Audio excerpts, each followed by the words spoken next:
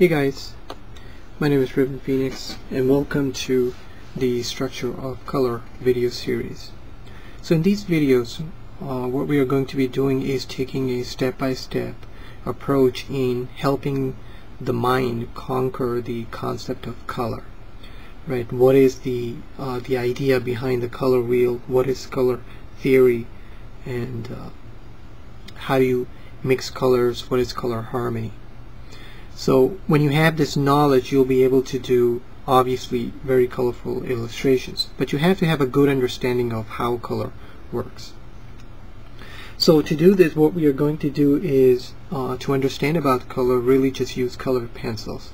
And the reason I'm choosing colored pencils for this video series is because it's a much more easier way to understand about color, and it's much more cleaner. You don't have to mix paints and get more complicated. It's easier to just pick up the pencil and start coloring away to understand some of the most simplistic concepts in color. So what I'm going to be using is really just the Prismacolor color pencils. Now I have the for this video we'll be using the 120 set, but we're not going to use all the pencils. So you don't have to have all 120 pencils. What I would recommend is when you go through each lesson, I'll point out the number for the Prismacolor, and you can buy these in open stock. Now these pencils are kind of expensive. They cost like $2 a piece. So you do have to take very good care of them, and when you're selecting them, just make sure that they're not bent and the wood here is completely flawless. They're not like two different color woods, because that will cause a problem.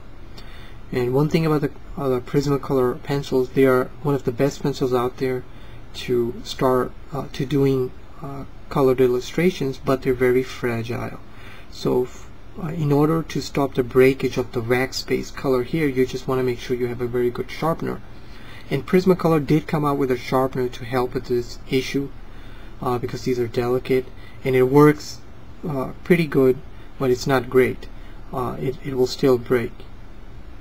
And you will find that a $2 pencil quickly gets pretty short. So one thing that you can do is just use a pencil sharpener that's made specially for colored pencils. But this pencil sharpener is what's giving me this very sharp point. Okay, so the other thing that I think I should go over is that let's say if you don't have the Prismacolor pencils, you can use another colored pencils, but you don't have to have the exact same colors, right? So that's something that you should know right off the bat about learning about color, is that you shouldn't be so picky.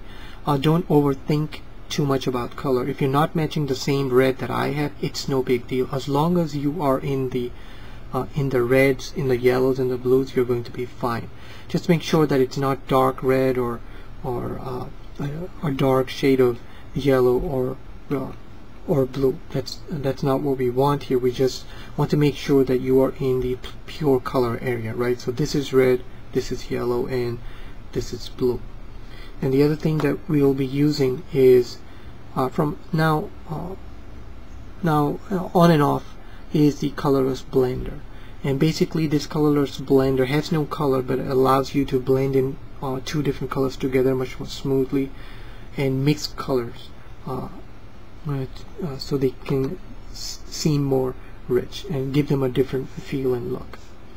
And the other thing is here I just have an HB pencil. This is a lead holder, a kneaded eraser, and this is the sharpener for the lead holder over here. And the last thing is the paper, and paper is going to play a big role when it comes to colored pencils, because colored pencils expose the texture of the papers, the coarseness of it. So for this I'm just using Bristol smooth paper. This is very smooth, so you're not going to see too much texture. So don't use something like Bristol Valiant, which is much more coarse. You might not be happy with the results, but you really just have to experiment as to what is it that you're trying to accomplish, right? Some color illustrations do require coarse paper and some don't, but for the illustrations that we're going to be doing in color, we're just going to use this smooth paper so we can understand how color is going to mix together, and our illustrations will look much more cleaner. What we'll do in the next lesson is really just get started with understanding color for each pencil number by number, so you can get a hold of it and just follow along. So I'll see you in the next lesson. Thank you.